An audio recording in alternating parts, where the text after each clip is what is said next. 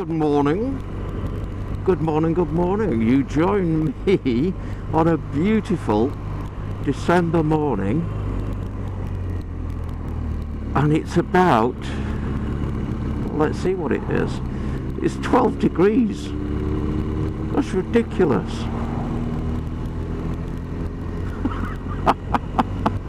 Let's make hay while the sun shines. Brilliant. Welcome to Gear Talk. Well, it's been a long time since I've seen this old boy in front of me, Vince the Prince, my cousin Vinny. Oh, I've taken the liberty of nipping down to see him just before Christmas. We've taken advantage of the good weather and we're just going to go out for a little bimble in his neck of the woods, which is about 200 miles away from where I live. It's an area that I really don't know. Well, let's see what we can see, eh? Whilst he's there on his seriously quick weapon, the Suzuki GSXR 750. I've never ridden it, but he assures me it's quick, and I've got no reason to doubt him anyway. I know they're quick bikes. And I've got to say, for somebody quickly approaching 70, he looks quite flexible. I don't think my back could stand being sat on that bike for too long. So we're in the outskirts of a town called Sudbury, down in Surrey, I think it is.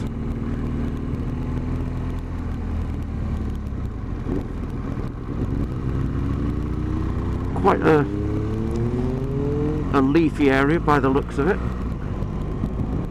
The good thing about it is that there's been no rain down here for a couple of days, so the roads should be relatively grease-free.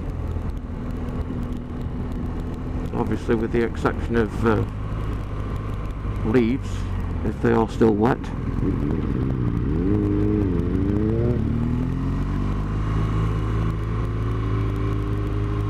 He's going to be gone in a second, I can just feel it.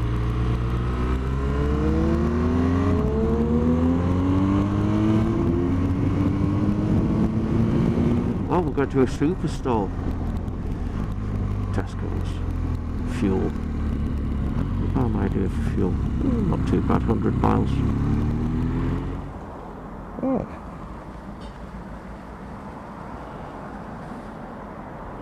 That's strange. That's a bit disappointing, Jivvy. Rusted. Give that a little tidy up.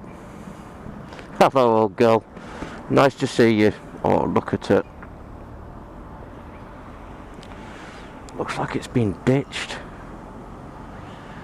Need to give her a good clean.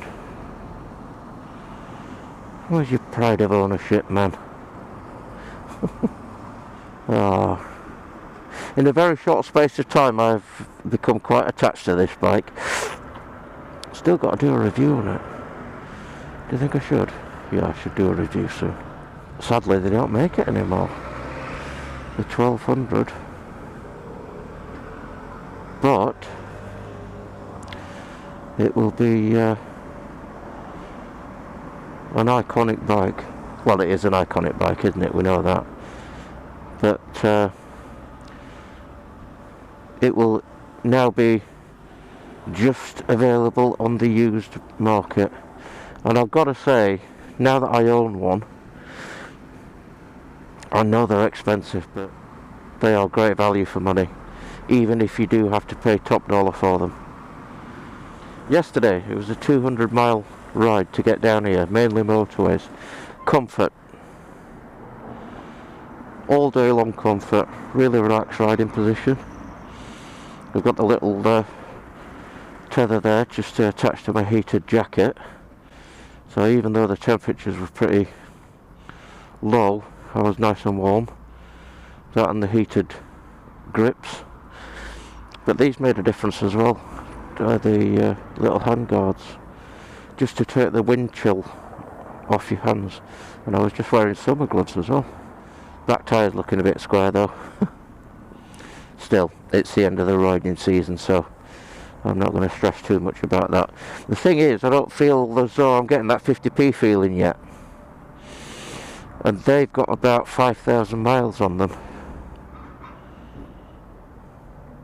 And there's still a lot of life left in those tyres. Anyway, he's got his cheap petrol in. I have put some lockdown weight on. It's ridiculous.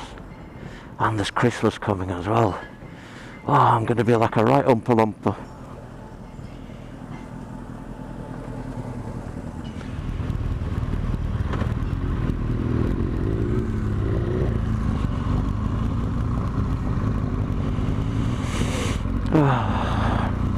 But it's a beautiful day. Very, very, very nice and fresh is the air. I'm looking forward to this.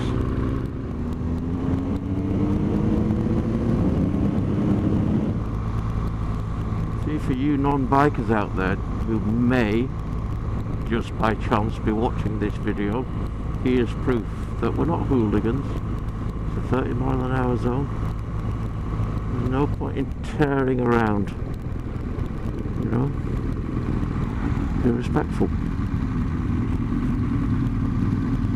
I feel like I've just gone back in time, and the DECRIPTION is just around the corner.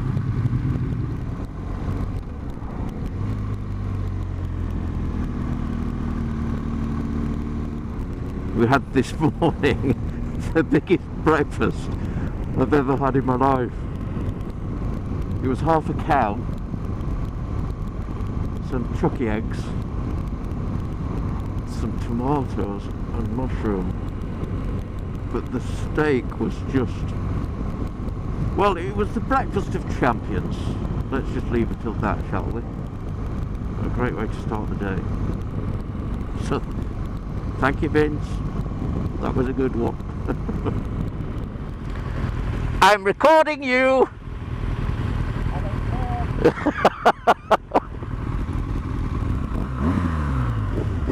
Nice. This is one thing that I like about these bikes, is that you can just throw the side stand down while you're waiting at traffic lights. Makes life a lot easier. And I can tell you something, that engine of his smells divine.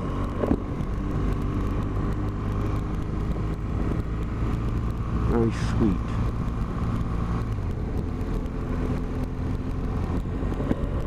I think he's got a Beowulf exhaust on it, an end cam, which sounds absolutely glorious. Hats off to the farmers of this country. Do a sterling job.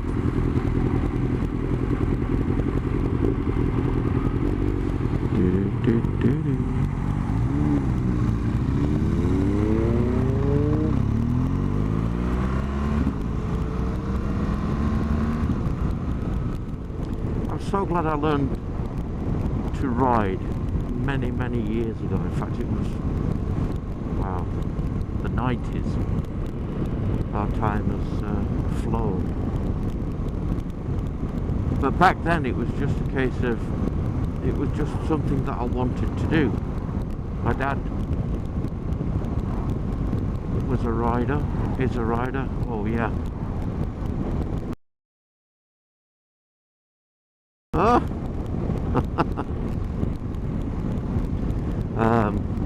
Was a rider. I'd dearly love to see him on a bike again, but you know, he says those days are gone. Fair enough. And the stories that he used to tell me about his experiences on the bikes, I just thought, yeah, I'd love a part of that. And I suppose one of the reasons why I learned to ride was because I just found it sort of quite, I don't know, there's something about it that's kind of sexy.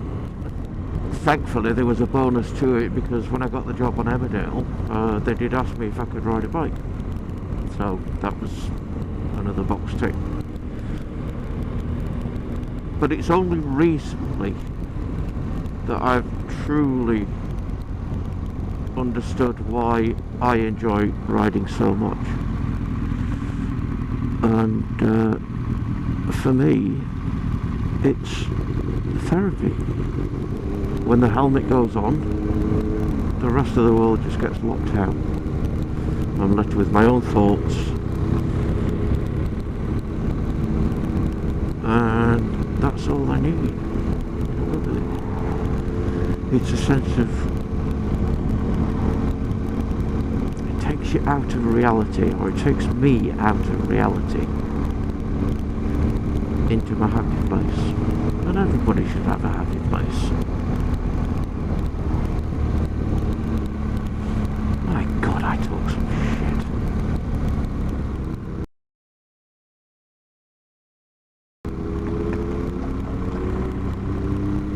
Don't scare the horses. I used to go riding many years ago, and I was once out on a hack, and we ended up having to go onto some main roads, and just by coincidence there was a series of roadworks going on. Well, somebody set off one of the jackhammers, and the horse got scared, not surprisingly, tried to throw me off. Thankfully, I held on and didn't have any accidents, but it did scare the horse. So as a rider, you know, I am fully aware of just how spooked they can get. So, you know, if you are near animals, don't be a dick.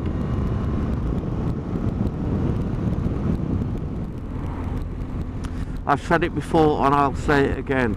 People spend so much time going abroad, they don't realise just how beautiful parts of the UK are. Why not travel in this country? It's here. You live in it. The next destination is just over there, wherever there is. Overhanging building. I haven't seen a sign like that before. I don't think I'm going to hit my helmet on that though, am I? I can feel my blood pressure drop. This is absolute bliss. What a nice part of the world you live in, Vince. Thank God that the builders of the 1800s left us with houses like that. Well, 1700s, 1600s. You know, from the noughties onwards. I just find it so depressing. Oh, look, geezer, we're in Essex now, innit? We're in Essex. The only way is Essex. Oh, it does smell nice, does that exhaust fence?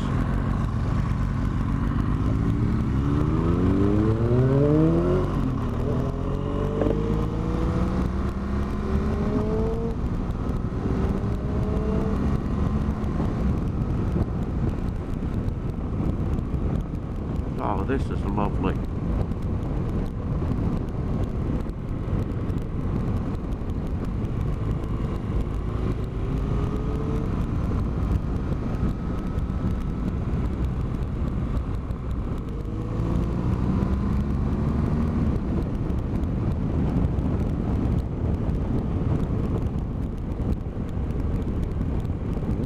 What's that, Ferrari? Nice.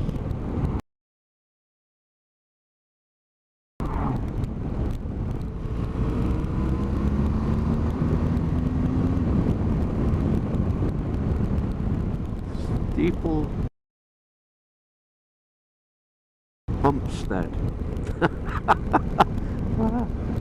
That's tickled me as that. Where do you live? Steeple Bumpstead. I'm sorry?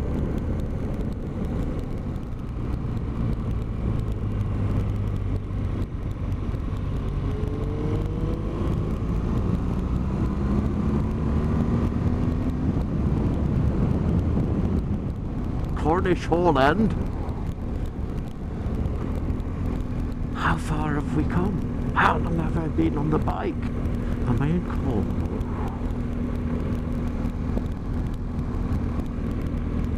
All these lovely little villages that we've passed through, they've all got their own little wow factor about them. It's great.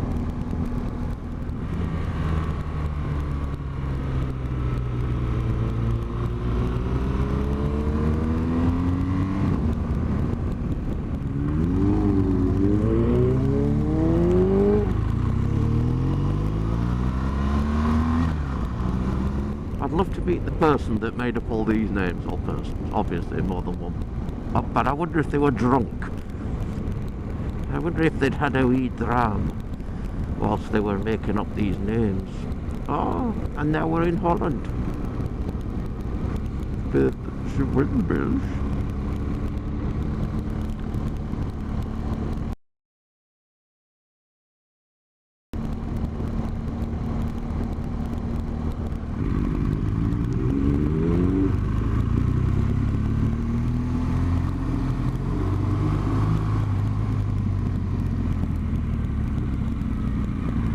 Beautiful.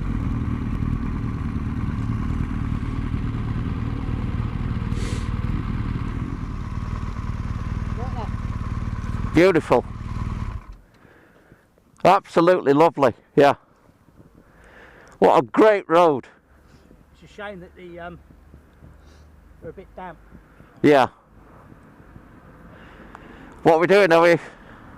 We'll cut the seal something, yeah. Yeah? Yeah. Calf there, or that's where Deborah got stung. Really? That wasp that nearly killed her, yeah. Okay. Right over there.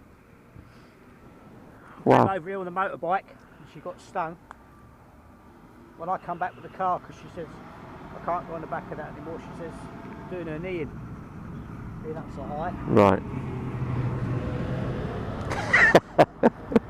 Well, she kept going like that, which meant slow down.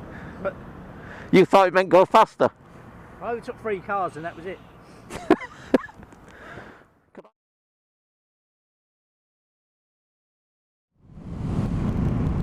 Well, that was a nice little cup of char. We're back a different way now. Wow, that's been a nice way to spend an afternoon.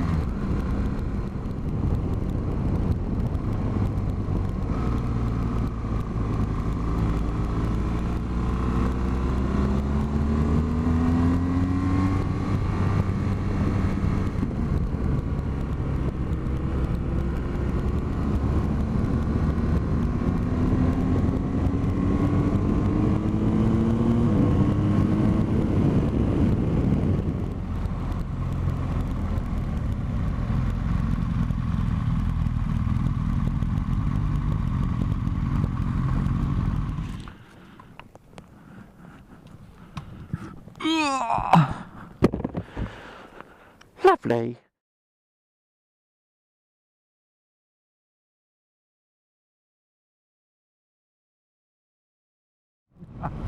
Well, that was fun. Thanks, Vince. Good to see you again, mate. On the way back home north. And look at this. Look at this weather. It's a bit naughty. Oh, do you know what? We're on the mighty GSA. We've got heated gear on. the grips are on, it's all nice and toasty. Doesn't matter how long it takes.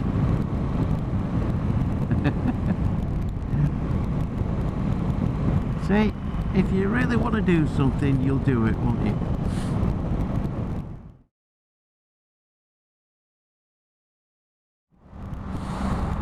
Oh, hello again. You know, people say it's grim up north. I think it's quite a nice day. It's a damn sight better than when I set off. Well, I am... let's have a look. 45 minutes away from home-ish. Having done the journey that I've just done, all of a sudden it occurred to me about riding kit, riding gear for the winter time. And so I just thought I'll run through what I've got and try and sort of put it into perspective as to how it's worked for me. The sort of average temperature on the ride up has been around about 4 degrees. It's gone up slightly now, 5.5. But let's call the average about 4 degrees. And I've just been doing normal motorway speeds, nothing silly, because it was quite foggy and also quite chilly. So I've been sat at around about that 65-70 mile an hour just on cruise control. So 4 degrees and then motorway speeds, and I'm sure there's some kind of equation that you can work out what the wind chill factor is. I hasten to guess, but I would have thought it would have been bringing it down to close to 0 degrees. Maybe the scientists among you, or the better educated than I am, could just drop us a comment in the section below and let us know what the wind chill factor would have been. Anyway, I've got heated gear on. Well, I've got a heated jacket. It's a gerbing or a gerbing, not exactly sure how you pronounce it, heated jacket. And I'll pop a little picture on to show you which one I've got. It's expensive kit, there's no doubt about it. It's around about the £200 mark. But I'm not really, I used to be a fair weather biker, but I'm not anymore. And so for my money, this heated jacket kind of extends the riding season. Obviously I'm not going to go nuts and try and ride when it's snowing outside. But anything down to about 0 degrees, providing I'm you know, not getting caught out of the rain, because there's no fun in that. Well, it would probably be snow by then anyway, wouldn't it? Sleet. Anything around about that sort of 5 degrees and possibly slightly below, the heated jacket seems to do wonders. And the remote control, or the control that you have to buy extra for it, which gives you 5 different heat settings, does make a difference. So to put it into perspective, I've had it on heat setting 3 for the majority of this journey, and that has just kept the wind chill off. There is a slight sort of warmth to it, but I think the whole idea is just to keep the cold out rather than heat you up like an electric blanket kind of thing. Having said that, you turn it up to 5 and it's almost a little bit too hot, even at motorway speeds. So that's the heated jacket. The particular type of jacket has got in the sleeves connections for heated gloves as well, but I can't justify spending that kind of money at the moment for heated gloves. Who knows, maybe in the future, because they are another, I don't know, I think they're around about £150 and possibly a little bit more. For me at the moment, I don't need them, because these gloves that I've got seem to do the trick. They're Merlin and they're I think the name is called the Outlast, and apparently they were designed by NASA, and the material that's inside, which the lining material, apparently, I don't know, keeps you warm when it needs to and keeps you cool when it needs to. And it's got some kind of technical wizardry in there which retains the heat from your hands, and if your hands get cold it sort of re-releases the heat back into your hand. I think that's probably the best way I can describe it. Anyway, that's the technical side of it. I don't really know that much. I didn't design them. I don't work for NASA. But again, on this journey, they seem to have kept my hands relatively warm. In fact, I can feel I've got sweaty palms, to be honest. But that's not just the gloves that have done that. There's a couple of other elements. The GSA's got heated grips. They're a godsend, and I can't understand why all manufacturers now don't put heated grips onto the bikes. It's not an expensive addition. You know, it's probably a £10 or a £20 part that they can put on during manufacturing. You know, if Oxford could make cheap heated grips and sell them at the prices that they do, and that's retail, I'm sure that if manufacturers put them on the bikes, it's not going to break the bank. It's certainly not going to be a deal breaker for them. So the heated grips on this one, on the GSA, on my GSA, there's two settings. There's a high and a medium, and for me I found that medium has been perfectly adequate. It's just enough to feel coming through to your palms. Obviously the backs of your hands, tops of your hands don't get heated. That's where heated gloves come into it. But the second part of the thing for keeping me warm is these little hand guards. They're not metal or anything like that. They're certainly not going to protect your brake lever or your clutch lever if you go down, but as wind deflectors they do the job. So that's great. The hands and the core are warm, and I think if those two, certainly your core, if you keep your core warm, it kind of it makes life bearable. Then underneath the heated jacket, what I've got is just a base layer, which is a one-piece EDZ, I think it's called, that I've had for a couple of years, and it seems to be an all-season one. It's kept me cool in the heat of Madrid, or relatively cool, and warm like today.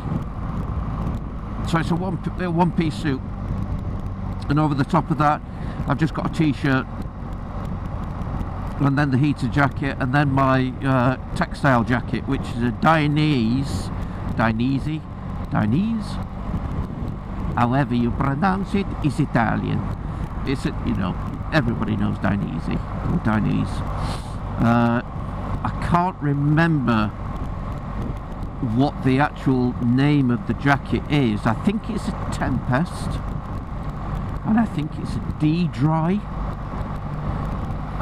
Whatever it is, anyway, it's a laminated jacket with a sort of, it's not a Gore-Tex lining, but it is some kind of waterproof system.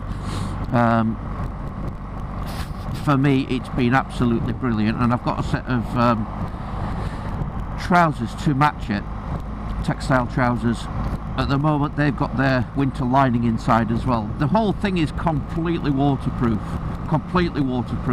and I've ridden in torrential rain in this kit, and it's never ever let me down, apart from once when I forgot to close one of the vents, because it's got vents at the front and also two vents at the back that you can just open or close with zips as and when you need it. So I forgot I forgot to zip one up, and the rain just came through, and I thought, I'm getting a bit cold here, I don't know what's going on. Oh no, I hope the jacket's not broken. Anyway, that's all it was, not a problem. You zip it up, it keeps everything out. It's never let me down. Same with the pants. The boots are a bit of a new acquisition for me, because my touring boots, which were the RST Paragon 2s, which everybody seems to rave about and say that they are a waterproof touring boot, for me, yeah, everything's relative, isn't it? I've got fairly wide feet, so to get a Paragon 2 boot to fit the width for me, I had to go up 2 sizes, believe it or not. The only downside to that was everything was sort of a little bit on the loose side, and over time, as we all know, leather gets softer and it kind of beds itself in. But what happened was there was like a little buckling at the ankle on the zip side, which is on the inside of the boot, and because it started to buckle, it opened up the teeth. It didn't open the zip up, but it kind of opened up the teeth of the zip, if that makes sense. The zip wasn't faulty or anything like that, but that seemed to be just enough for the rain to just get in when I was riding. And it was only one side, it's the right boot, so whatever the reason was, probably kicking up from the front tyre, it just soaked every time. So I just thought, I've got to bite the bullet, get some new boots now. So I got these, which are on the screen now, and to all intents and purposes, bone dry, relatively warm. They're a size up from what I'd normally take. Again, that's just sort of a width for my feet, but also to give me a little bit of wiggle room, because we do a lot of touring, Graham and I and a couple of the other boys, and you kind of need a little bit of room in there just to get, keep blood flowing, move your toes around. It also helps in colder weather as well, because the air that surround your feet can be quite cold, so it affords you to put an extra pair of socks on, or thicker socks. So that's it, that's pretty much my kit. The rest is kind of my go-to helmet, which is the RPHA 70 from HJC, and just a little neck, one of the little neck tubes. And that is it. That is me kind of wrapped up for winter, so to speak. So yes, it's expensive kit, but if you are in a position to splash out, shall we say, you do get what you pay for. And I am now 2 years into all of this kit, apart from the new boots, and it's still, all of it, still going strong. So for me, money well spent. Alright, that's it for now. Ta-ra. If by any chance this is the first time that you've seen any of our videos, hello. Well, not, just missed the turn off. Oh, Stuart, bless you. That's because you were waffling, isn't it? Yes. Anyway, I digress. I never get lost, I just take detours. So if you have liked this video, do us a favour to help the YouTube gods, would you? And smash that like button, as they say. Give us a thumbs up. Consider subscribing, that would be a brilliant help for the channel. We've got subscribers from all over the world now. That was a shock. And I am talking literally all over the world. So, hello to you, wherever in the world you are. Thank you very much for watching, for commenting, for subscribing, for liking, for not liking. Thanks for interacting. Interacting. We've enjoyed it. here's to the next ones. Alright my friends, with a bit of luck, crossing the fingers, we will see you soon. You look after yourselves. Take care. Ta-da!